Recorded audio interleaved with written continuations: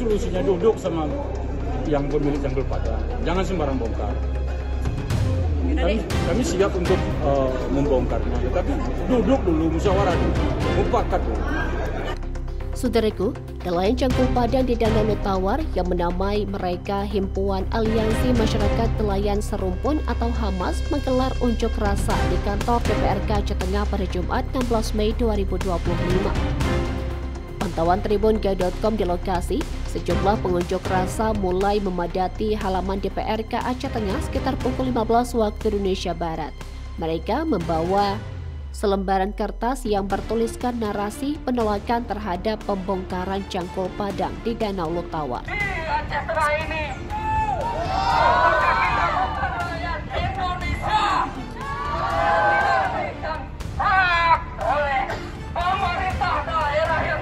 Jangan sembarang bongkar sebelum duduk sama pemilik cangkul.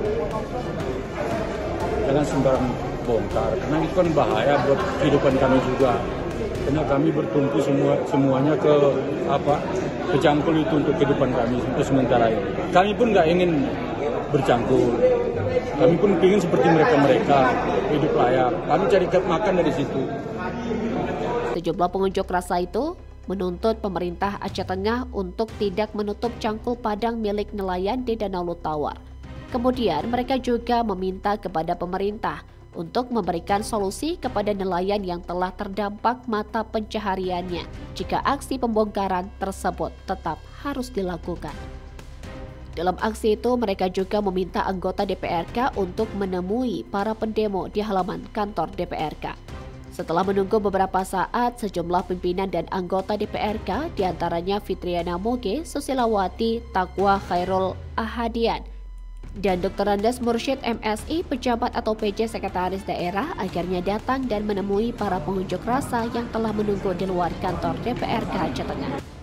Di hadapan pemimpin dan anggota DPRK Aceh Tengah tersebut, para massa aksi menyampaikan orasi dan meminta saat itu juga agar DPRK untuk memfasilitasi pertemuan mereka dengan Bupati dan Wakil Bupati Aceh Tengah. Namun karena kedua pimpinan daerah itu tidak berada di Aceh Tengah, pihak DPRK Aceh Tengah tidak dapat mempertemukan mereka dan meminta perwakilan nelayan untuk masuk dan beraudiensi untuk mencarikan solusi atas tuntutan mereka. Hamdan Dasir, salah seorang juru bicara pengunjuk rasa, menyampaikan rasa kekecewaannya terhadap pembongkaran Cangkul Padang tanpa ada dialog dan pertemuan dengan para nelayan. Mereka mengaku menghormati kebijakan pemerintah tentang pembongkaran Cangkul Padang tersebut yang dinilai merusak ekosistem Danau Tawar. Namun pihaknya menuntut kepada pemerintah untuk dapat memberikan solusi akibat dari pembongkaran Cangkul Padang yang mengakibatkan terputusnya mata pencaharian mereka.